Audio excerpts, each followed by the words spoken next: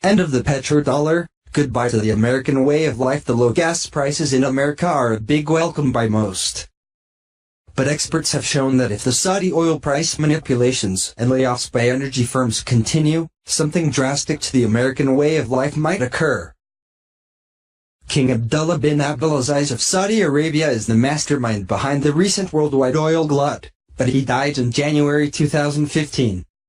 Salman bin Abdulaziz, Abdullah's half-brother, has taken control, which is a cause for concern. Salman is 79 years old and known to have dementia. His reign will likely be brief, which is another reason to worry. In line for the throne are the four sons of Abdullah, and all of them do not like President Obama or Hillary Clinton due to what they perceive as lamentable Middle Eastern policies. Due to the continued loosening of economic sanctions by Obama, Iran may soon have a nuclear weapon, perhaps several of them. No longer economically constrained, Iran has also secured conventional domination over much of the Middle East. Formerly pro-American Arabs are worried and beginning to defect. After the fall of the Yemeni government, Iranian-backed Houthi rebels seized control. Despite Yemeni being mostly Sunni, the Houthi are puppets and the strings are dangled by Shiite Iranians. Their war cry is, "God is great. Death to America. Death to Israel." Without Yemeni as a base, the U.S. drone war against Al-Qaeda in the Arabian Peninsula will soon vanish. Syria is in even worse shape. Mullahs have come to Bashar al-Assad's aid with funds, weapons, and Iranian Revolutionary Guards. They have also convinced their Lebanese proxy, Hezbollah, to take up arms. In short, now flush with billions due to the removal of sanctions, Tehran has successfully exerted enough control on the region to further its war against Israel. Meanwhile, Saudi Arabia is caught in the middle. To their west and north, Iran is bent on Shiite domination across Iraq, Syria, and Lebanon. To the east and south, Iran is in control of Yemen. How do the Saudis respond? The only way they can, by creating another oil glut. They know that Iran needs prices to be around $135 per barrel to stay within budget. Nuclear weapons aren't cheap. Saudi Arabia is one of the most important countries in the world. In one afternoon, with a wave of a king's hand, they can control and manipulate large swaths of the world's economy. They can take entire countries to the brink of bankruptcy simply by pumping out enough oil to exceed demand. Despite this sobering fact, the Obama administration has repeatedly ignored and even angered the Saudi regime. During her time as Secretary of State, Hillary Clinton visited Saudi Arabia to discuss oil prices, but otherwise acquiesced to Obama's policies, most of which angered the Saudis. If she is elected president, this fact could open the door for Vladimir Putin to create a disastrous scenario. For now, lower gas prices feel good in the U.S., but this will soon turn into an economic quagmire. Experts have shown that the energy sector has accounted for most of the economic growth in the U.S. over the past several years. Now, due to Saudi oil price manipulations, tens of thousands are being laid off by large energy firms. If this continues, a terrifying scenario will transpire. President Nixon switched the U.S. from the gold standard to the petrodollar standard in 1973. This means global financial transactions, especially for energy sales, are backed by oil and not gold. Most Americans know nothing about the petrodollar, even though it's the backbone of the U.S. economy, and its demise will create an economic collapse not seen since the Great Depression. That is why Putin is collaborating with China to switch the world from the petrodollar to the Russian petroruble. Economic sanctions levied over the Ukrainian crisis have only served to fuel Russia's fire. The U.S. pushed Saudi Arabia to lower oil prices in an effort to thwart Putin's plans, but to no avail. Russia signed the $400 billion gas deal with China, and they will make all trades in rubles, not dollars.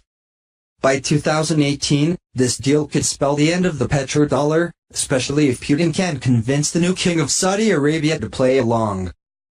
If Hillary Clinton is elected president, Putin will leverage the Saudis' discord with her to convince them to stop backing the petrodollar. If this happens, the U.S. economic system will unravel almost overnight. Banks will fail, stocks will crash, home values will plunge, jobs will disappear, and millions of Americans will be left homeless and starving. Impossible? Not according to a vast number of geopolitical and economic experts. The answer? Innovation.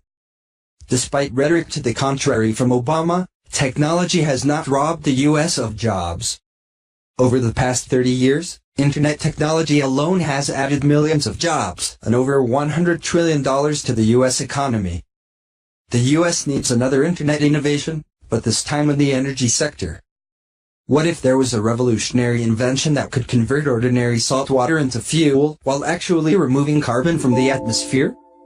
Such an invention would prevent Putin from manipulating the petrodollar by providing China and other customers with a non-polluting and cheaper alternative to Russia's gas. Also, it would help turn down the dial on climate change. Is such a thing even possible? Yes, and it already exists.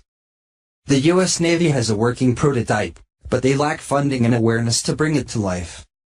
Perhaps it's time for politicians to stop bickering and posturing for votes, and explore innovative ideas like this to help defeat Putin and halt climate change before it's too late.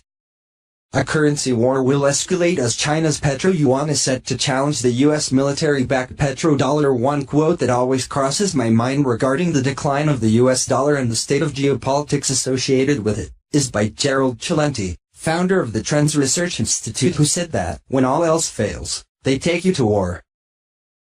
As the U.S. dollar continues to lose its status as the world's premier reserve currency, the reality of a world war seems inevitable, especially when major countries such as China, Russia and Iran are making strategic moves to bypass the U.S. dollar in favor of other currencies such as China's petro-yuan. China has made the decision to price oil in their own currency, the yuan, by a new gold-backed futures contract which will change the dynamics of the world's economy. China is preparing to launch the petro-yuan later this year that will eventually threaten the U.S. dollar as the world's reserve currency. At the end of World War II, the international economic system was in shambles, so a plan was devised to create a new economic system. By July 1944, more than 730 delegates arrived at the United Nations Monetary and Financial Conference in Bretton Woods, New Hampshire, and signed on to the historic Bretton Woods Agreements, which was a plan to set up a system of rules, regulations that eventually led to the creation of the International Bank for Reconstruction and Development (IBRD) and the International Monetary Fund (IMF). The IMF's main purpose was to prevent any temporary imbalances of payments. The framework of the Bretton Woods Agreements was to control the value of money between various countries. Each country had to have an established monetary policy that kept the exchange rate of its own currency within a fixed value in terms of gold. By 1971, the U.S. terminated the convertibility of the U.S. dollar to gold. At the time, the fixed rate of gold was at $35 an ounce, ending the Bretton Woods system, allowing the U.S. dollar to become a fiat currency, which has allowed central banks, especially the Federal Reserve Bank, to print money out of thin air. China's move will have consequences. For starters, it will certainly undermine Washington's ability to impose economic sanctions on any nation at will, and at the same time, will slowly diminish the purchasing power for U.S. consumers as imports become more expensive. China, the largest holder of U.S. debt, is the largest importer of oil, while Russia, one of the largest exporters of oil in the world, have agreed to use the petro-yuan to bypass the petrodollar. The petro-yuan threatens the U.S. dollar's hegemony around the globe, as several nations have recently demonstrated, as they all share an interest in joining the transition from the U.S. dollar to the yuan for oil transactions, including Washington's arch-enemies Iran, Venezuela and even Indonesia, currently not on Washington's hit list. The mainstream media has been reporting on the latest developments concerning China's plan to bypass the dollar and introduce the petro-yuan to the international community in an article by CNBC titled "China Has Grand Ambitions to Dethrone the Dollar." It may make a powerful move this year. China is looking to make a major move against the dollar's global dominance, and it may come as early as this year. The new strategy is to enlist the energy market's help. Beijing may introduce a new way to price oil in coming months, but unlike the contracts based on the U.S. dollar that currently dominate global markets, this benchmark would use China's own currency. If there's widespread adoption, as the Chinese hope, then that will mark a step toward challenging the greenback's status as the world's most powerful currency. China is the world's top oil importer, and so Beijing sees it as only logical that its own currency should price the global economy's most important commodity. But beyond that, moving away from the dollar is a strategic priority for countries like China and Russia. Both aim to ultimately reduce their dependency on the greenback, limiting their exposure to U.S. currency risk in the politics of American sanctions regimes. Washington is on a collision course for another war with North Korea, with U.S. President Donald Trump leading the charge. With the power of the U.S. dollar on life support, the U.S. empire of debt continues to use the threat of war and, in some cases, wage actual wars around the world, namely Iran, Syria and Venezuela, which have been on Washington's hit list for some time. Iran and Russia are already slowly transitioning away from the US dollar to avoid any future economic sanctions imposed by Washington. Venezuela is also ready and willing to make its move against the US dollar. Reuters did report on the decision made by the Maduro government to implement a new system of international payments for its oil exports. The report headlined with, "Venezuela's Maduro says will shun US dollar in favor of yuan." Others quoted what Maduro had said during the session of the National Constituent Assembly at Palacio Federal Legislativo in Caracas. Venezuela is going to implement a new system of international payments and will create a basket of currencies to free us from the dollar, Maduro said in an hours-long address to a new legislative superbody, without providing details of the new mechanism.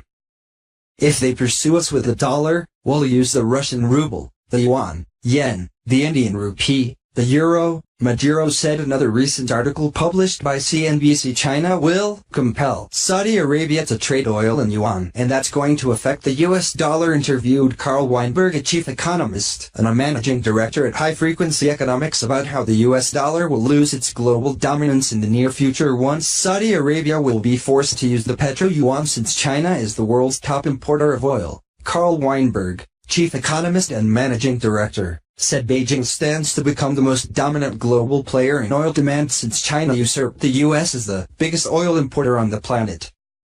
Saudi Arabia has to pay attention to this, because even as much as 1 or 2 years from now, Chinese demand will dwarf US demand, Weinberg said.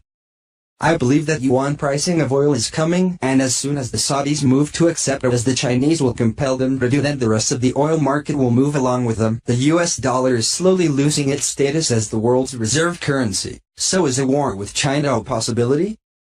Would the US attack North Korea as a stern warning to China, or would it bring China into the conflict in an attempt to save the US dollar? Saddam Hussein wanted to trade in euros instead of the US dollar for Iraq's oil exports, and Libya's Muammar Gaddafi wanted the gold dinar to dethrone the US dollar in the continent of Africa. The decisions made by both Iraq and Libya had consequences that led to their destruction by US and NATO forces. Can the US do the same to China? I highly doubt that, since China has a formidable military that can defend itself against any US attack. China is certainly not Iraq nor Libya. So will there be a war against China in the long term? With the US steadily collapsing at a slow pace, Washington would do anything to survive. The US dollar supports the military-industrial complex and its destructive and very expensive adventures around the world. The launch of the petro-yuan will accelerate the process in what we can call de-dollarization. However, there are some people in the mainstream media that are not convinced that the petro-yuan will overthrow the US dollar anytime soon. For instance, David Fickling from Bloomberg News recently wrote the petro-yuan's time hasn't come. Said, "Look, for instance, at the most traded product on the Dalian Commodity Exchange in China, iron ore. While mainland commodity markets have seen febrile activity in recent years, bid-ask spreads are still several times higher than those on major contracts traded in London and New York. That makes trading more costly, volatility higher, and price discovery weaker. And as a major consumer of crude, Beijing ought to be opposed to that sort of change. There are the producers to consider, too. Most of the Middle East's oil exporters have currencies that are pegged to the greenback. Switching to yuan pricing would introduce foreign exchange risk to their budgets for little obvious gain, especially as China generally consumes less than 20% of their exports. That doesn't mean the planned contract is useless. China will benefit from having a benchmark that's more appropriate for its own purposes, particularly one that reflects the medium sour grades of crude that are chiefly consumed by local refineries, as opposed to the sweet, light varieties that underpin the main Western contracts. Just don't expect it to change the world.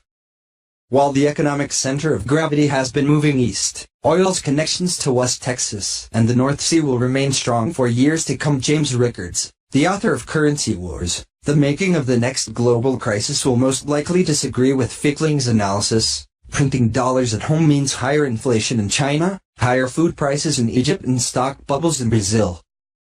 Printing money means that U.S. debt is devalued so foreign creditors get paid back in cheaper dollars. The devaluation means higher unemployment in developing economies as their exports become more expensive for Americans. The resulting inflation also means higher prices for inputs needed in developing economies like copper, corn, oil, and wheat. Foreign countries have begun to fight back against U.S.-caused inflation through subsidies, tariffs, and capital controls. The currency war is expanding fast. The U.S. dollar is failing because of Washington's economic and foreign policies and its collusion with the Wall Street banking cartels, multinational corporations, and the military-industrial complex. Max Keiser of the Keiser Report was interviewed on Root News and explained why the world is seeking to move away from the U.S. dollar. Countries worldwide are tired of funding the Americas' military adventurism by being a party to the empire of debt, as it's known around the world. The U.S. dollar, and therefore, will likely join the de-dollarization movement, Keiser said. The U.S. financial sector and its military-industrial complex are unlikely to give up the dollar hegemony without a fight, though, as the dollar is both the basis and the main product of America. And the U.S. will use its other favorite tool for it, war, Keiser believes. Maybe they will start a war between Japan and China, and maybe they will start a war with North Korea. America will do anything to keep the U.S. dollar as the world's reserve currency, Keiser said. They will invade the countries, like Afghanistan. They will stop at nothing. Because this is the basis of the U.S. empire. It's not land-based, it's not based on material goods, it's based on rent-seeking. It's based on landing dollars, getting out income, and when countries can't pay they dismantle the assets and take them over. We saw it in Latin America, South America. This is how America built its empire. Whether you agree or not, a currency war has begun, and we are all going to be paying close attention in the coming months and years ahead to see how far Washington will go to maintain the supremacy of the U.S. dollar. So as China is getting ready to launch the petro yuan, is the U.S. willing to launch a war against North Korea?